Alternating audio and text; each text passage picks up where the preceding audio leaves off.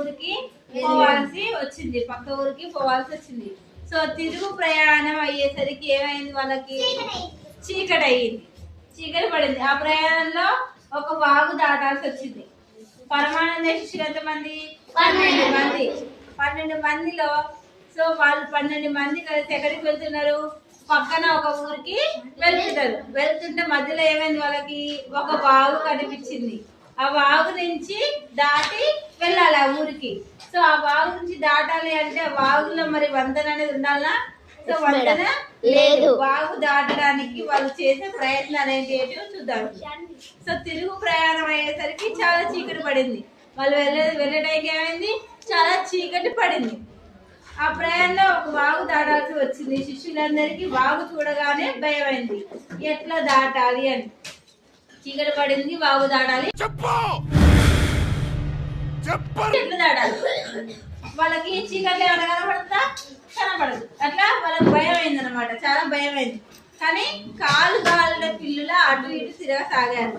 ఆ వాగు ఎట్లా దాటాలో అర్థం కాక, ఈ చీకటిగా ఇటు పోవాలో అర్థం కాక వాళ్ళు భయంతో ఏం చేసిరు, కాలు కాళ్ళ పిల్లగా అంటే ఏమి తోయక అటు ఇటు తిరుగుతూ ఉన్నారంట.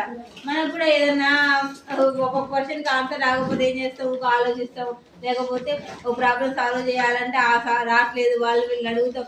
ఎవరు చెప్పకపోతే అటు ఇటు తిరుగుకుంటూ కూర్చుంటామా? సో ఏమి ఎలాంటి ఆలోచన తట్టినప్పుడు ఏం చేస్తావు, అటు ఇటు తిరుగుతావు. అలాగే ఆ 12 మంది శిష్యులు కూడా ఏం చేస్తారంట, అటు ఇటు తిరుగుతూ ఉన్నారంట.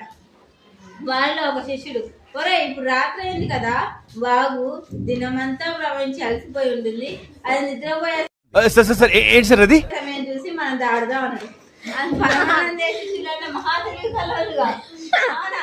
అయితే వాళ్ళు ఏం చేసిరంటే, అరే ఇప్పుడు చీకటి పడ్డది కదా, వాగు పొద్దుగులు అటు ఇటు తిరిగి ఉంటది, దానికి కూడా అలసట వచ్చి ఉంటది, అది కొద్దిసేపు అయినాక నిద్రపోతుంది, అది నిద్రపోయిన తర్వాత మనం దాడుదాం అన్నాడంట. వాళ్ళు చాలా తెలివి కలలు కాబట్టి వాళ్ళకి అలాంటి ఆలోచన వచ్చింది అనమాట. ఇది మన నిజంగానే వాగు పొద్దు నుంచి సాయంత్రం వరకు అటు తిరుగుతుందా లేదా? ఆడేది కూడా కరెక్టేగా, అవునా కాదా? అంటే కాబట్టి దానికి ఆలోచన వచ్చినప్పుడు నిద్రపోతుంది. అవునా? వాగు ఎప్పుడైనా ప్రవహిస్తుంది. అది ప్రవాహం అనేది అది నైట్ అయినా, రే అయినా, పగలైనా ఎప్పుడైనా కానీ ఆగదు. సో ఆ విషయం వాళ్ళకి తెలియదు అన్నమాట. కొంచెం తెలివి తక్కువ వాళ్ళు. మరి వాగు నిద్రపోతుందో లేదో ఎట్లా తెలుస్తుందిరా? ఇంకో శిష్యుడు అన్నాడంటగా, అరే వాగు నిద్రపోతుందిగా, మరి అది నిద్రపోతుందో లేదో మనకు ఎట్లా తెలుస్తుంది అని అడిగిందంటే ఇంకొకటి. ఓహో అది ఎంత పని, నేను చీకట్లో కనిపెడతా చూడని వాగు దగ్గరికి ఇంకొకటి వెళ్ళిండట. మరి నిద్రపోతుందో లేదని తెలవాలని ఒకడు అడిగిండు. ఒకడేమన్నాడు, నిద్రపోయినా